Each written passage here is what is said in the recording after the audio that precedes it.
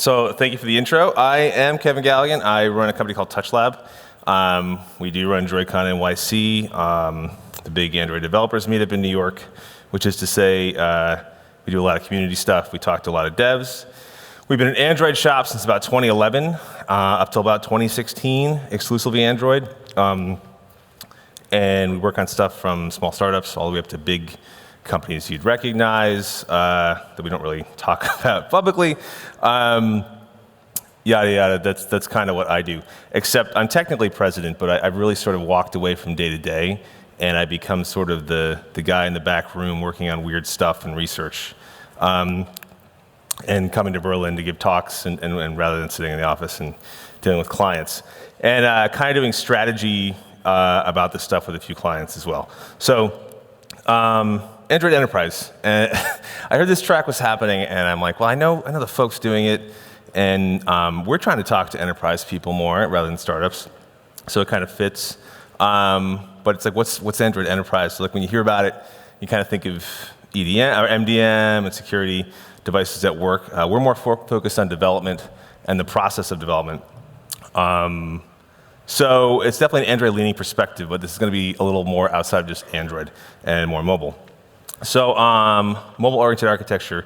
I wrote a blog post about this, which I summarized for the conference submission. The post was a little more looking forward and kind of not a lot of detail. Maybe we'll be in a few years. The talk had to be a little more, I think, concrete. So it's kind of about that, but then we kind of get a little more like, what can you do now? That's sort of about the talk. It's really more like not trying to pick what's going to be popular in a few years, but trying to pick things that are less risky and reduce like bad choices for a few years. That's kind of what we were focused on. The marketing people at TouchLab really hate when I talk about the talk at the talk. I'm what you'd call not a very formal speaker, but they're not here, so I'm going to tell you, I was having trouble kind of sorting this talk out, and then I realized it's because I'm trying to make like 3 talks and 5 blog posts into like 1 talk that's just technical enough to like get the concept across. So it's going to be wandering a bit, but just assume we'll get to some reasonable point by the end. So the simple concepts of MOA are as follows. Everything's mobile, right? And a lot of this is going to be stuff that we're getting when we're talking to large orgs that are trying to do, like move into the next phase of whatever they're doing, right? So one of the things we hear a lot is, when 5G comes along, does offline matter? When this happens, does that matter? And my response is like, that was the same conversation we had with 4G. And like, regardless of what happens in the future, everything you're going to do is going to be mobile. And you have to just think of it that way. Even if you're not really doing mobile, you should be architecting it as if, unless it's, clearly there are examples that it's not true. But don't think that technology is going to solve your mobile problem. And mobile should lead, and by that I really mean most cross-platform solutions up until now, we're essentially trying to take web stuff and make it into mobile stuff. PhoneGap, Ionic, Titanium, NativeScript, React Native, Flutter fans, earmuffs, but Flutter kinda too. That's a longer discussion, I know, and we're at a Google conference kind of, so I won't go there too much. But the tech isn't so important to me because you can kind of do whatever you want to do with the tech. It's very often the thinking that goes into it, like a large org with web devs. Now I have a web solution for the mobile, and I'm going to bring my web ideas to it. And that, like, it's kind of like that phase is over. We should be the mobile community pushing our like architectural ideas onto the web, because we've had like a decade to sort of think about these things. So if you're here, and that was an interesting thing, I'm like, who's going to be here? Who's a developer? Okay. It's technical-ish. It's kind of more for people that are like, what should we do with our development teams? But I don't know, it's a mess. Anyway, but we have good points. Anyway, so the future, if you're here, you're probably trying to figure out like, what are we going to do with our team for like the next 5 years or a decade, right? And it seems like in 2018, things are more uncertain than ever. So like in 2015, this wasn't true everywhere, but it felt like a lot of companies were either going to make 2 native apps and separate code bases of the web, or they were going to pick some cross-platform thing and just accept that they weren't happy entirely with the UX. And that was like the trade-off and everything was cool, right? And then in 2018, like things are kind of changing, right? All this stuff's happening, and the native dev world, like this is the first year, especially running Android conferences, and I've been doing DroidCon for 5 years. It's the first year that cross-platform isn't taboo in a meaningful way, right? So in the orgs we talk to, the conversation is increasingly shifting from like, should we, to which one? And the situation like really has changed, right? So for mobile, we have a pretty stable two-platform situation now for the last few years. Years of effort to bring those two things together with the web. And I like to point out, like, there's millions of apps in the App Store, which means like billions of hours of work. So there's a lot of pressure to like not do it the way we've been doing it. So it seems like everything's kind of uncertain in 2018, but I was doing a little, like, let's go down memory lane. And things are kind of always uncertain in the tech world for the last few decades, meaning of always. So we're going to go back to 2008 and get some perspective. So this is a browser chart. IE was almost everything. There's Firefox, like the orange thing that was in double digits, which was really cool. And Chrome actually didn't exist as of today 10 years ago, at least not publicly. So that should mean something. Flash was like super cool. Almost half the web was flashed. Incidentally, if somebody really has a lot of time, it would be really cool to get a post-mortem on what happened with Flash at Adobe, like an insider's perspective. Because there was a period of time where if Flash didn't like ruin itself, I think, it would have been most of the interactive web and possibly mobile. In some corners at least, and it just all fell apart. Anyway, throwing it out there, that'd be cool if someone did it. I won't. So the App Store launched a couple weeks from now, 10 years ago, on the iPhone, and it had 552 apps. And there are probably orgs that are building apps that have more than that themselves at this point. And just as some outside perspective, 3D TVs were just starting to be talked about as the cool next thing. And that went really well for everybody. So 10 years is a long time, essentially. I can't really see the future, but because predicting the future is difficult. But I talked to a lot of developers, DroidCon NYC, spent a lot of time, talking to them about Flutter or PWAs or some other new framework or some other new thing, and it kind of changes every year. People get excited, then they try stuff and they get unexcited. Some folks here, well, actually, you're almost all devs, so it kind of changes my talk.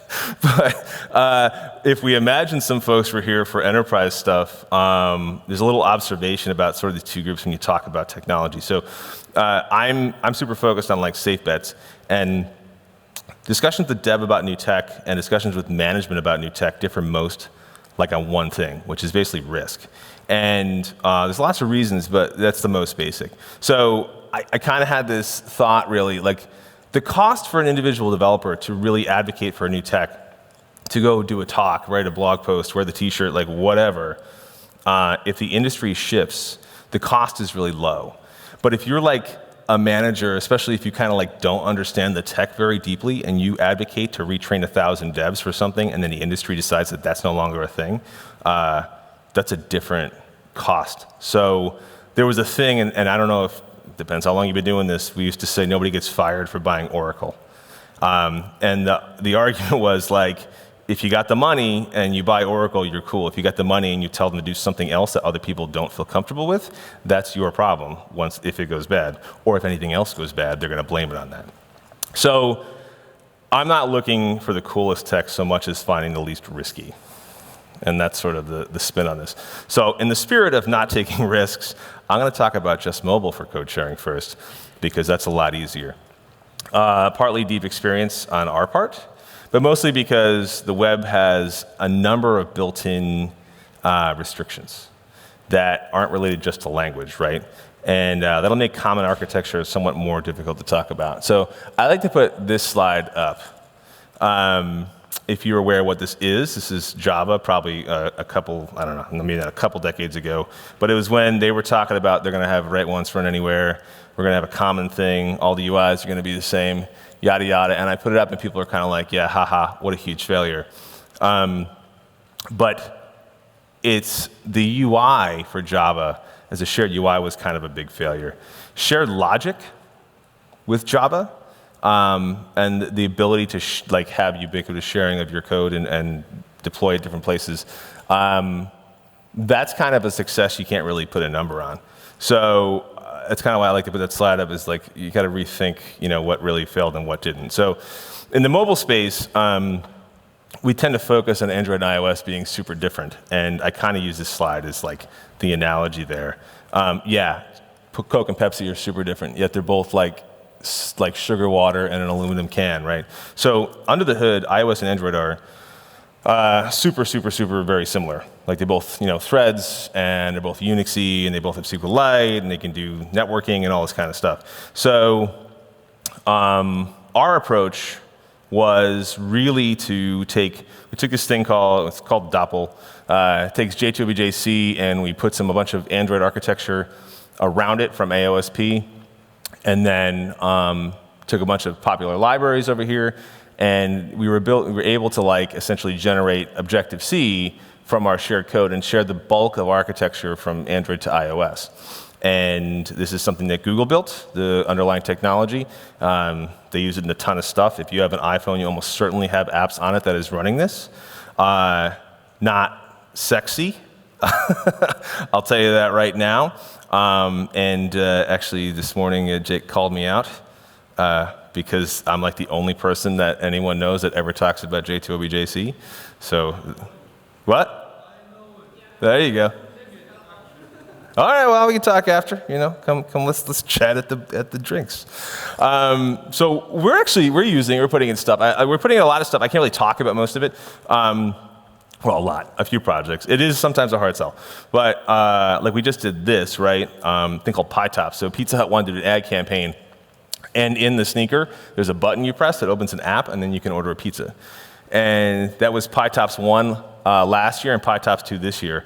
And we both had to have fully functional ordering apps on a cross-platform, and we had about a month to do it. So, and the order flow, like every other back-end service, is fairly complex and brittle and no docs, all that stuff.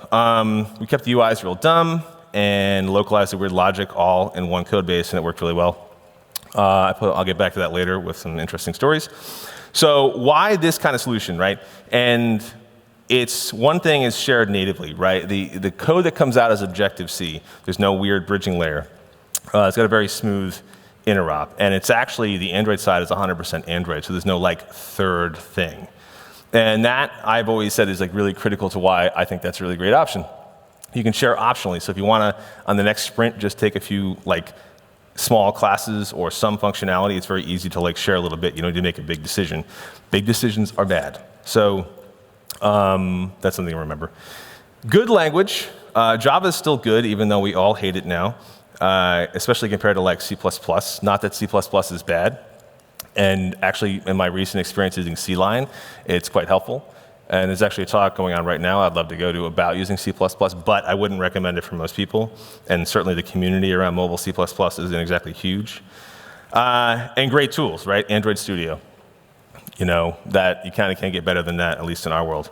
So, which brings me up to this, which is, oh, by the way, Xamarin Studio. We were trying Xamarin a lot. If you ever use Xamarin Studio, that will slow your project right the hell down, at least in 2015, 2016. I have no idea what Microsoft's done to it since then.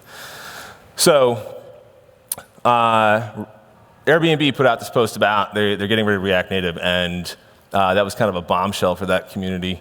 And this is a week ago, maybe a little more. The reasons, there were a number of them, but it was largely kind of around, now you have this third environment and you're maintaining bridging code, and it's just this extra effort to do what you need to do. And again, this is to me, totally made sense. This is you need smooth interop, you need a native environment, you don't want to maintain a third thing. And that's why I was I don't know why people are so excited about React Native. Not to dig on React Native, I'm sure it's great, but I've always said that. And they also pointed out one of the things that is difficult is the amount of code you're going to share between mobile and the web, which I'll get to later, can be relatively minimal.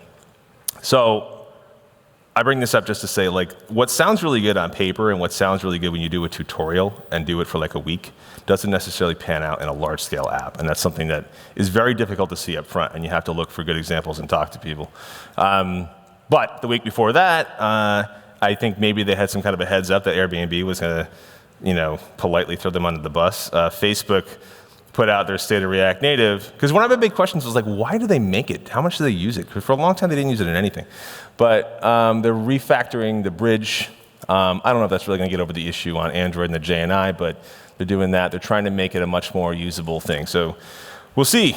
A lot of people love it. Maybe it'll work out. But the thing to bear in mind is that even on React Native, like you're still doing two native experiences. So you're not really doing a shared UI. So for me, like doing a shared code and architecture and not having a third environment is like the simpler plan, because it doesn't necessarily work out that you're just going to hire JavaScript devs to build mobile. And that's kind of the broken promise or whatever. I didn't say broken promise. Not quite fulfilled promise of React Native. So anyway, we released this a year ago, and it totally works. We use it. And this is what the developer community's general response was. Multiple reasons. Number one, it's not a good time to release a Java and Objective-C thing for anybody in the mobile community. It's not very forward-thinking. Like, it solves this problem for right now. It's not going to do much else. And we don't really have a DevRel team or a budget. And again, not to dig on, I won't even say Flutter. I wonder how much of the excitement is really due because Google's really investing in the DevRel team. And I bring that up only because, like, let's think in the past year how much you've heard of Realm. And usually people are like, oh yeah, I haven't heard anything about Realm in the last year. And they just coincidentally had to cut a lot of their DevRel. And I'm sorry if anybody here works with Realm, I take it all back. But really, it's kind of coincidental. So I don't know, were they related? What's going on? So sometimes it's hard to figure out where the excitement is coming from the developer community. Anyway, no one cared about our thing. Doppel technical preview, that's the Medium post, 158 reads over the past year. And we released something on Friday that currently has, for Kotlin native, that has 2,200 reads. So if that gives you sort of an indication of developer excitement about stuff and how much that matters.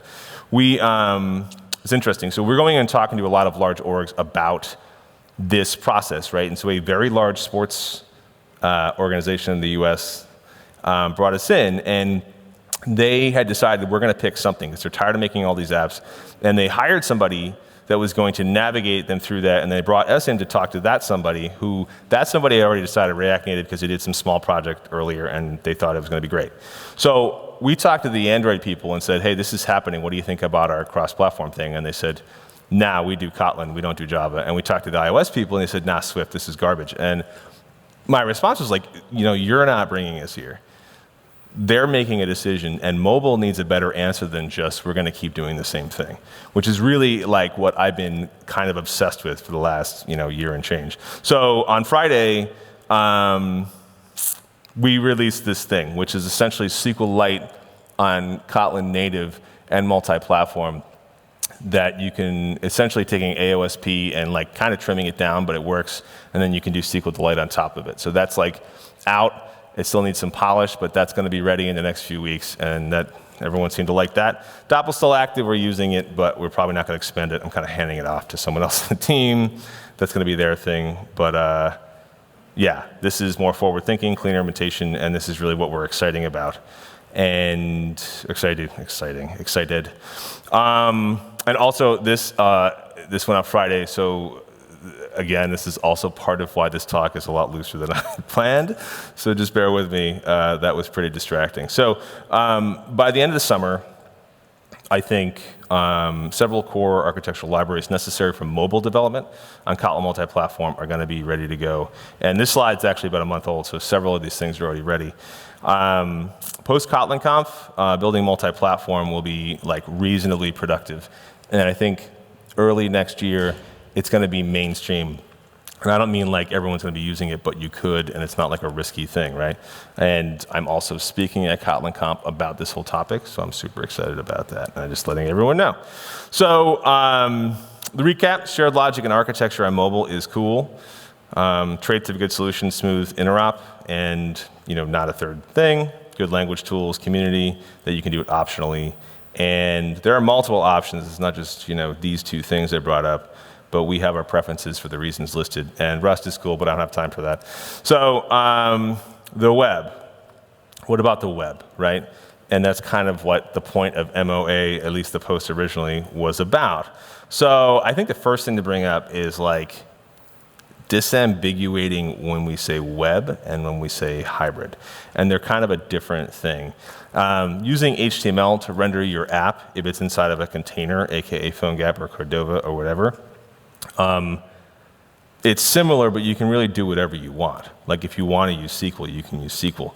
On web, there are restrictions imposed by standards bodies, by the platform implementers. Like there's no SQL because somebody at Firefox didn't like SQL and they essentially vetoed it. And look it up, interesting story. I'll kind of talk about that later. iOS supports PWAs, like I support being an adult, which is like kinda. And that'll probably change as time goes on. I'm actually shocked that they support them at all.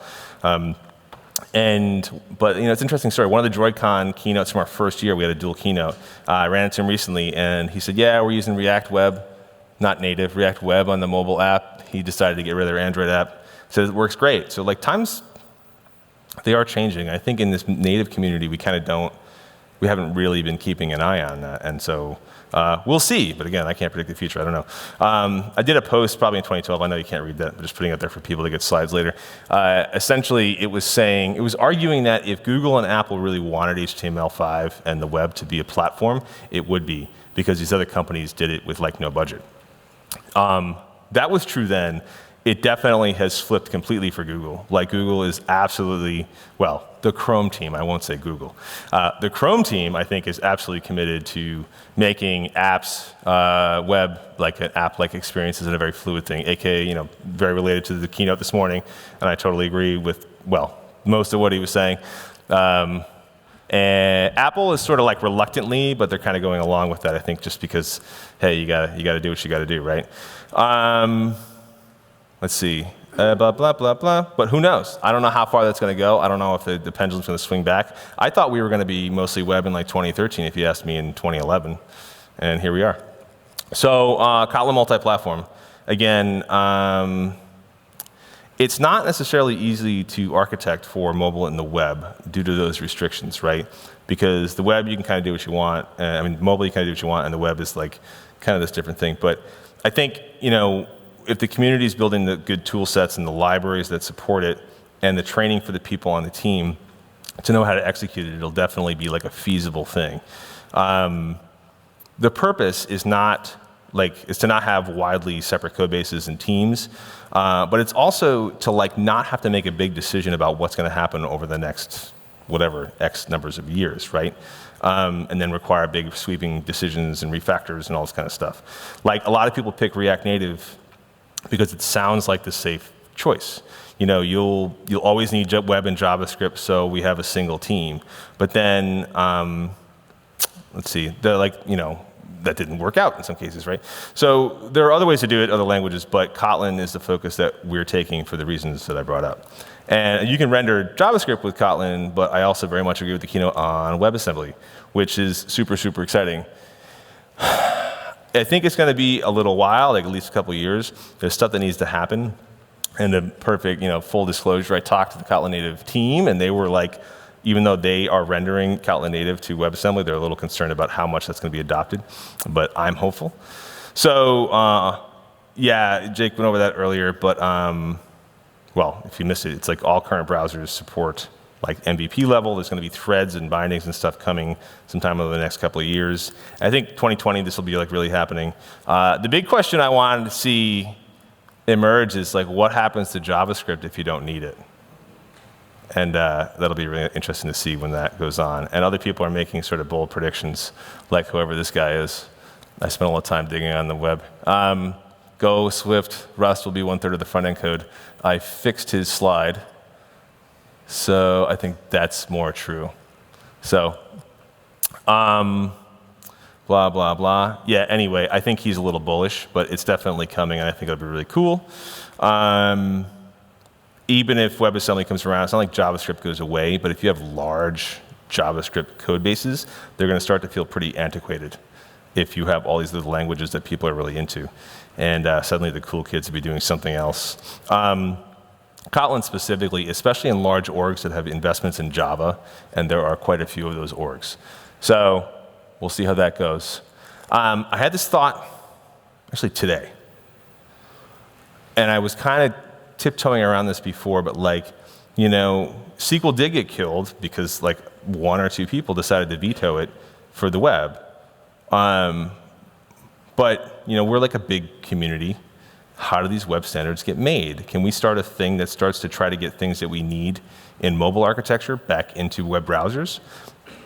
I think we can. I don't know how we do that, but like, I want SQL back in the browsers, like officially.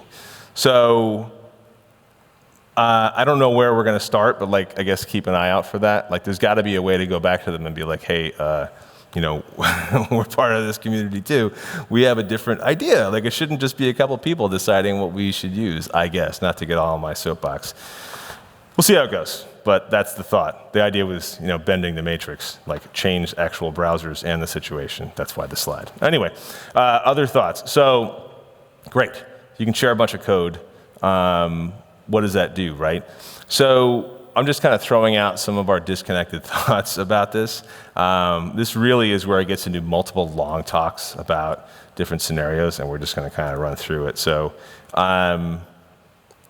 there's this implied belief that 2 native apps takes twice the amount of work. And I get that a lot, especially talking to agency marketing people. So that's when they're like, yeah, they try to market React Native, and they're like, hey, you know, we'll just do this one thing. But unless you're iterating at the same time with 2 teams that don't talk to each other, that's really not how it goes. Like, I was running an Android shop for, you know, 6, 7 years exclusively, and all of our work for the first few years was like, hey, here's our iPhone app, can you make an Android app? And then you have something that's done, that's a complete model with code, and they've already sorted out their architecture and the back end. So the amount of work we have to do versus what they have to do is dramatically different. I had this other thought as like a good example. A lot of the, I'll get to that later. Sorry, another slide. I know it's coming. Anyway, so most product work is waste, and it's useful waste, but still it gets thrown out, right? So if you're iterating on the API from the back end, if you've got architectural odysseys going on in your front end code, service structure, and then you got, you know, user stuff, screen layouts, features, testing, iterations, all that kind of stuff, right? Your environment tax is kind of on everything. So if you pick like a really bad, not ideal development situation, you wind up spending a lot more just to get the same amount of functionality. So the kind of analogy I'm making is Instagram sort of famously didn't release on Android for a long time. And the argument was like they wanted to flesh out their product on iOS. Ironically, Facebook now is trying to push some React Native into Instagram. But I think if React Native existed when Instagram started and they had used it to build because they were financially constrained or whatever, Instagram would have failed. Like, they wouldn't have been able to move fast enough to get where they needed to go. Obviously, that's highly speculative and sounds like a bunch of bullshit, but that's what I think, like, if you think about it that way. So the product differentiation is everything, and this, I quote our marketing guy, Greg. You know, what differentiates a product? Is it design? Like, kind of, but there's a lot of flashy, bad apps out there. And tech, like, most apps really don't push the boundaries of the tech that they're dealing with. It's how well you align what you're building with what people want and get there before others do in some cases, or before you just run out of money in the cases of most startups. So that's like, if those things sound reasonable to you, you know, second platform with less work and fast iteration is crucial, then 2 fully separate native apps can often be less work than 1 cross-platform app, like full stop. And that's kind of a hard sell to people, like intellectually, but I think as native developers, we kind of intuitively understand that. So anyway, so yeah, blah, blah, blah, blah, blah. And anyway, so yeah, our preferred method of doing this, especially in the case of, you know, Doppel and soon like Kotlin multi-platform, you're kind of using the best tools. You're not introducing a lot of your, you know, environment tax. You're using the best libraries in like one ecosystem. Yeah, So keeping the UIs really dumb, yada yada. I kind of lost my own train of thought there. So anyway, yeah, going back to PyTops briefly. And I was going to say developer friends and earmuffs, but you're all developers, so never mind. This time around, we kept the UIs real dumb, again, testable and all that kind of stuff, and we did the Android in-house, and we just sent like the iOS screens offshore, which is not something that we would normally do. But the second platform doesn't need a lot of communication. You don't need to like do any product design. You're just kind of sending designs and screens, and the architecture is already done. So it was really like, I don't know. It's probably not going to make a lot of developers happy, but that's what's happening out there. And it was totally doable with this kind of situation. So yeah, we actually had a Flutter situation, and I can't explain why, but we were parallel building this in Flutter, but it was optional. Like if we didn't get there, it didn't matter.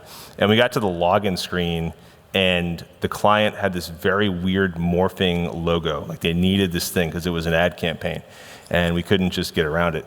So we used Lottie for Android and iOS, and Lottie on Flutter looks like this. It's like this abandoned project, and they haven't made a commit in like 10 months.